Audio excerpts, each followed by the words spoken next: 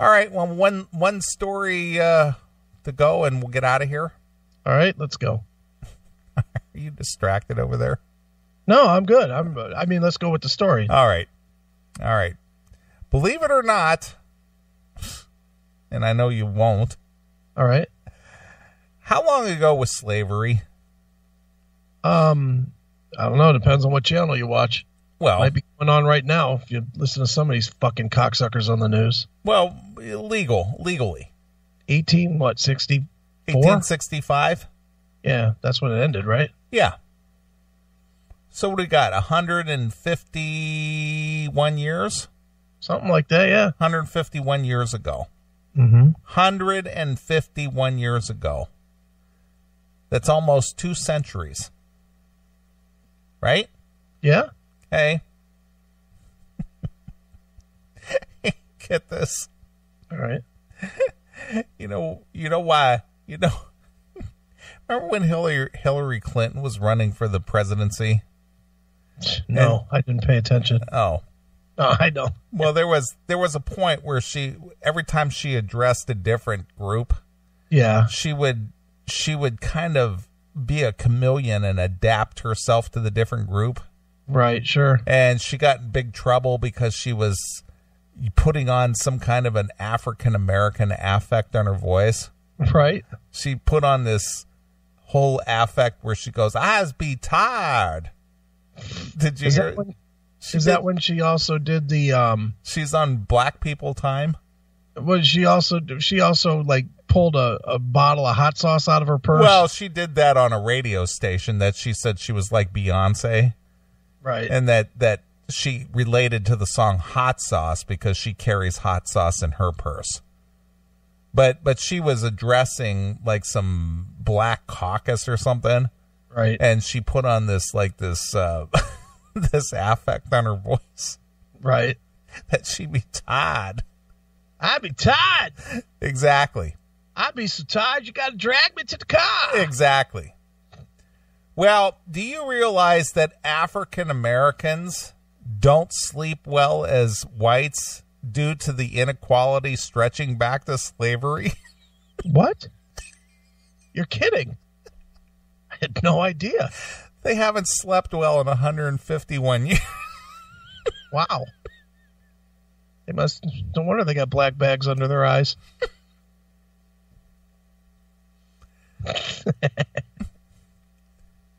So in 151 years. Look at that picture.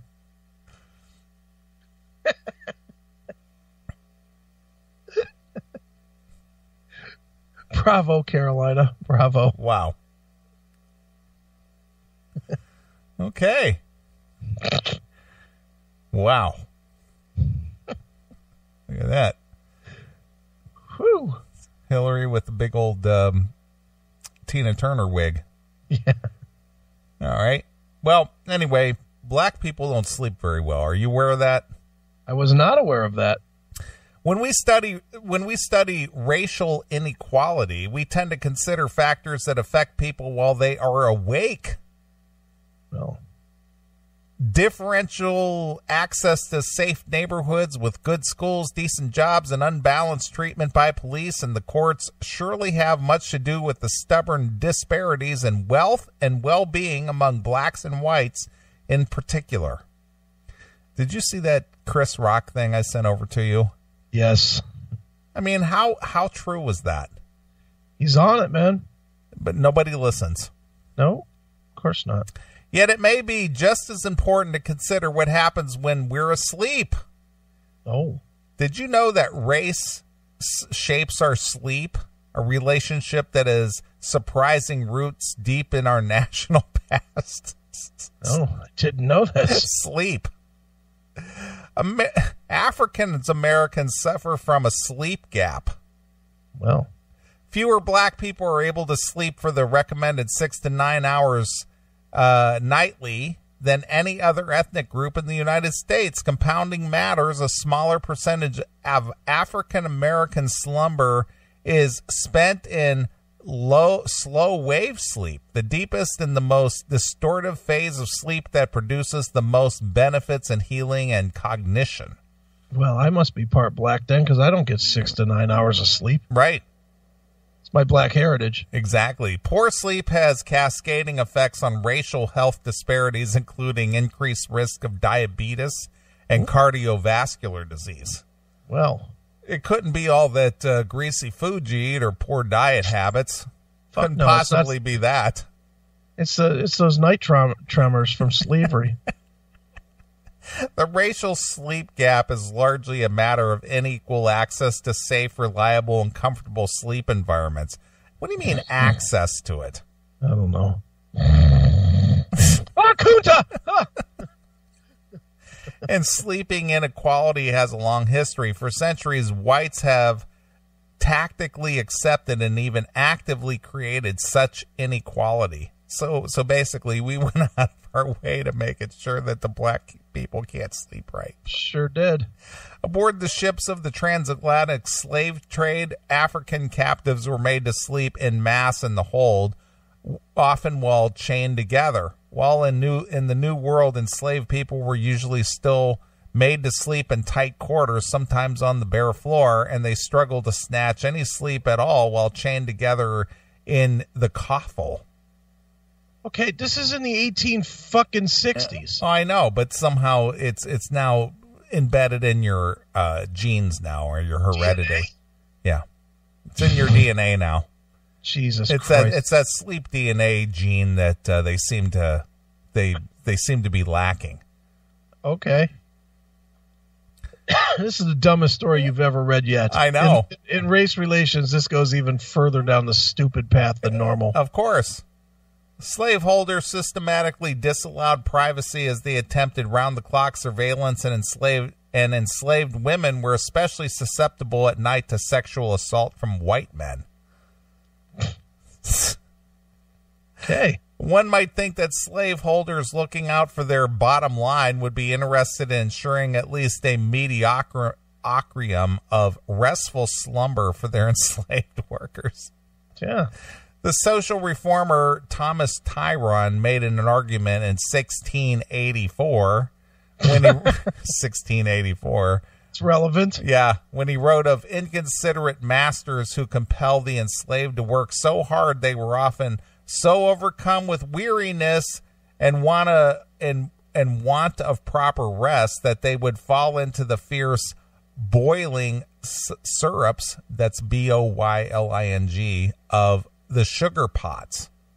So they would fall asleep on the job and fall right into boiling sugar when they were boiling sugar cane. That scares them today. Yeah, ensuring proper rest, he wrote, would add much of their profit as well as their slaves' health. So even in 1864, this Thomas Tryon, it's Tryon, Tryon, right, said, "You need to let your niggers rest. It's going to increase your bottom line. They'll be falling asleep and shit and falling into the sugar vats." You can't sell that. That's what he's telling them. Yet just as often, slaveholders justified overworked and minimal rest as a positive good, in the process elaborating curious theories about the proposed natural differences between the races. Thomas Jefferson, for instance, opined that black people simply required less sleep than the whites. They didn't eat as much. Right. And while he noted enslaved people's propensity to drop off quickly at the end of the long day, he convinced himself that a rapid descent into sleep was evidence of inferior intellects rather than insufficient rest. They're not smart enough, so they just fall asleep. They're not tired. They're just stupid. That's exactly what it's saying, too. They're not tired. They're just stupid. Doover! White people, he observed, could keep themselves up late into the night to peruse intellectual creative endeavors, whereas Negroes were deficient in the powers of reflection that allowed them to do so. I'm sure that bullwhip snapping off on them every time they fucking wipe their brow had nothing to do with it, right? Not at all. Jesus. An animal whose body is at rest and who does not reflect must be disposed to sleep, of course. So if your brain is working, you won't be sleeping. That's right. So if you don't have a brain to be working, you're going to be sleeping. Sounds about right. That's the parallel. Louisiana physician Samuel Cartwright, who conducted a widely disseminated study of the medical condition of slaves, also believed the difference in sleeping were evidence of natural supremacy of the white race. He claimed that black people at rest instinctively smothered their own faces with blankets or clothing, impeding the flow of oxygen to the brain. Oops. And that this obstruction permanently stunted their intellectual development. Good Lord. As for slaves who wandered exhausted across the plantation, he considered this a special kind of black people disease known as stupidity. Let me see if I can even pronounce this. Dysasthenia. That's Dysasthenia.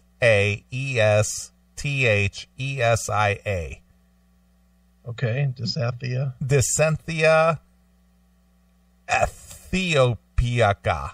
It's Aethiopia. All right, whatever. The cure. Short term is Nig disease. Right. The cure Cartwright counseled was hard work in the open air and increased discipline on the part of the slaveholders. Okay. The killing labors, constant anxiety, and wretched sleeping conditions of slavery no doubt produced chronic fatigue, and yet Jefferson and Cartwright perversely identified exhaustion as the problem and hard work as the cure. Such cures were often administered at the end of a whip, just like Chris just said. Right. As Frederick Douglass put it in his own memoir, more slaves were whipped for oversleeping than for any other fault. Douglass went on as far as to suggest that keeping the enslaved population in a state of constant fatigue was a useful tool in breaking their will. Right. Well, if you're too tired to fight, you're not going to fight. Yeah. He wrote that, especially if you're getting tanned up with a fucking whip. Exactly. He not gonna fight too hard against that. Exactly. He wrote that on Sundays he regularly found himself in the beast-like state between sleep and wake that made it impossible for him to act on the flash of energetic freedom that would dart through my soul. Sinking back to the ground, he would simply mourn over his wretched condition. So he'd just fall into a heap of despair, is what he's saying. Yeah, pal. What remains in this history is profound confusion as to the cause and the effect of our racial inequalities. Out of Jefferson and Cartwright's pseudo-scientific racism, the stereotype of the lazy black man was given medical legitimacy. Exhaustion was seen as a character trait requiring more hard work rather than the effect of fractured sleeping environment and extreme physical and emotional distress. My God, do I want to just throw up listening to this fucking bullshit. Right. Hold on. This is just bullshit. I know. This is 1817. You said someone was the 16 fucking hundreds. Right. Well, we're getting to the modern day now. All right. See how something that happened 150, 200 years ago affects us today. Okay. To this day, opportunities for sound sleep are distributed unequally among the races, while the effects of such disparities are frequently misidentified. For example, minority students who perform poorly on tests, appear apathetic, or act out in schools are often blamed for lack of will or poor values, when in fact they may be irritable, depressed, or unfocused at large because they're tired and stressed. An ongoing study by psychologist Tiffany Yip of Fordham University examines the joint effects of ethnic discrimination and sleep deprivation on African Americans and Latino youth. I hate this story. I know. Her preliminary findings suggest a vicious cycle in which experiences of discrimination lead to poor sleep, which in turn leads to high levels of anxiety, lower engagement in school, and deepening problems of self-esteem. And it's no different from any other fucking colored student, you fucking cunt. Everybody has the same goddamn requirements. Yeah, but see, they weren't slaves 200 years ago, so this is built into your DNA. Oh my God. I fucking hate these racist cunts more than anybody. I know you do. My God. I hope they all turn black from fucking fire burn. Just fucking charcoal their fucking asses. Some pediatricians, psychologists, and public health advocates are beginning to understand that detection, prevention, and treatment of poor sleep is an important aspect of improving the educational performance of socioeconomic disadvantaged children. Why? Why do you need to do that? Why do you need to fucking prop up somebody else? If they can't cut it, then fuck them. Right. Simple as that. Just fuck them. Little public attention, however, is given to the more pervasive problem of unequal sleeping conditions that is born of our troublesome racial history. Oh, my God. Slave quarters are now tourist attractions, but the descendants of enslaved African Americans still more likely than whites to live in a inhospitable sleeping environment. A public health scholar, Lauren Hale, points out African Americans tend to live in a noisier and more dangerous urban environment than whites. Then move out of there. Yeah, move. Get a better job. Get out of there. Fuck out of that shitty city. Right. Stop living under the fucking train tracks, you fucking knotheads. Yep. Such environments may lead to shorter and shallower sleep. African Americans are also more likely to have undesirable or unpredictable work schedules than whites, which leads to a chaotic sleep schedule. Again, how does this have to do with slavery? It doesn't. But they're blaming slavery. I understand. Well, again, we need to make a link to some kind of past indiscretion to blame it on today's culture or society. Look at Kent.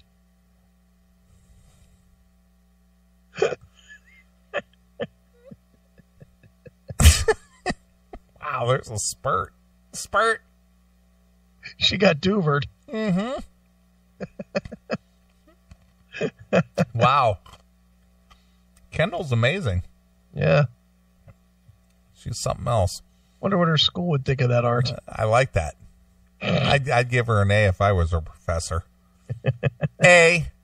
For A plus. African? A plus. For African? Yeah. Let's see here. Just to finish this up. Mm-hmm. Increased risk of hunger as well as fear of violence or harassment by police. Yeah. Make a good night's sleep even harder to obtain. So if you're a black person just sleeping and minding your own business, you're worried about the police just breaking in on you. Right. That doesn't happen. No. Unless, of course, you're harboring a drug dealer or a murderer or something in your house. Or you live in Chirac. Exactly. Langston Hughes described African slavery as the rock on which freedom stubbed its toe. As we attempt to address the inequalities of wealth, education, and health in incarceration that persist across the color line, we would do well to remember that these problems were formed by night as well as day. If we want to close the gap, we'll have to confront Hughes' stubborn rock, for which too many serves in place of a pillow. So basically, rock. Something that happened 200 years ago still affecting them today. Yeah, very, very tragic how it still plays into their life today. Yeah, somebody that I was related to 5 generations ago is affecting how I sleep today. That's right. Mm-hmm. So there you are. That's fantastic. Yeah. Just fantastic. Yeah. So anyway, slavery has had, a very long tentacles yeah. that have affected us today. Yep. So I'm going to let you go early, Mr. Aiken, because I'm going to finish out this segment with a segment from Chris Rock. Okay. And you can go text your girlfriend or whatever the hell it is that you do. Hey. I'm going to call. Because I know that it's important for you to break away from the show. Well, you know what? Since my ancestors were slaves, that's why I don't sleep. Right. So I need to make phone calls. That's what I'm doing. Okay. Well, as a companion piece to this story, I'm going to end this with some Chris Rock from the Chris Rock Show way back in, I believe this was like 1999. All right. And as I said to you in the email, if people, not just blacks, just people in general, would follow this advice, yeah, they would never have problems, ever. Never. Nope. All right. Well, we appreciate everybody who's tuned in. Love the graphs or the memes tonight. Yeah. And the stories and the phone calls and the naked ass photos from Chris the Cop. Right. And the calls from Ozzy Ace and everybody who's participated. It was fun being back. Yeah, it was. Good times. All right. Well, we're going to get out of here. I'm going to leave you with some Chris Rock, some words to live by, some pieces of advice. You follow Chris Rock's advice, you'll never be in trouble. Black, white, Asian, Latino, no matter what your color or orientation is, you'll be just fine. There you go. So we're going to get out of here. So this is Neeley along with my very good friend, Chris Aiken. And we're gone. Bye, kids. Black community, myself, often worry that we might be a victim of police brutality. So, as a public service, the Chris Rock Show proudly presents this educational video.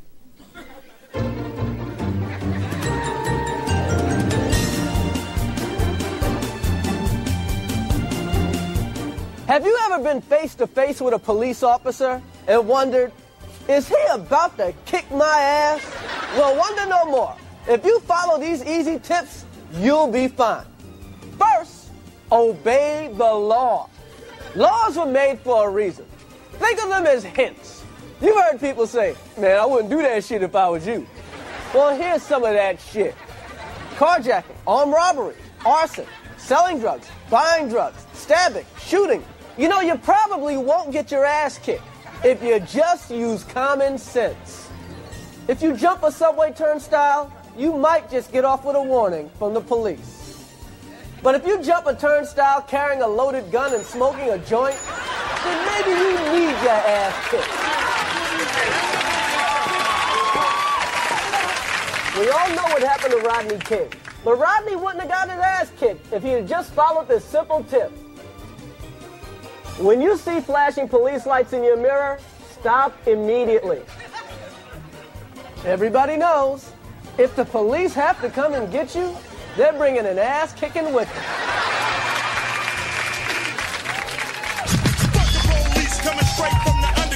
Here's a no-brainer. If you're listening to loud rap music, turn that shit off. Blasting "fuck the police" while you're getting pulled over by the police is just ignorant. When an officer approaches your car, be polite. Is there a problem, officer?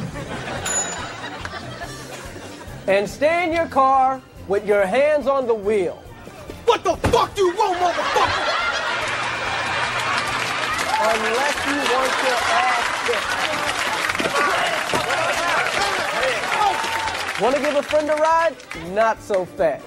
Your friend might be crazy. Now, before you let your friend in your car, ask them these questions. Do you have a gun? Do you have drugs? Do you have any warrants? And in case you do get pulled over by the cops, License and registration, please. remind your friend to do this one thing. Shut the fuck up. Man, don't give him shit. What the fuck you want?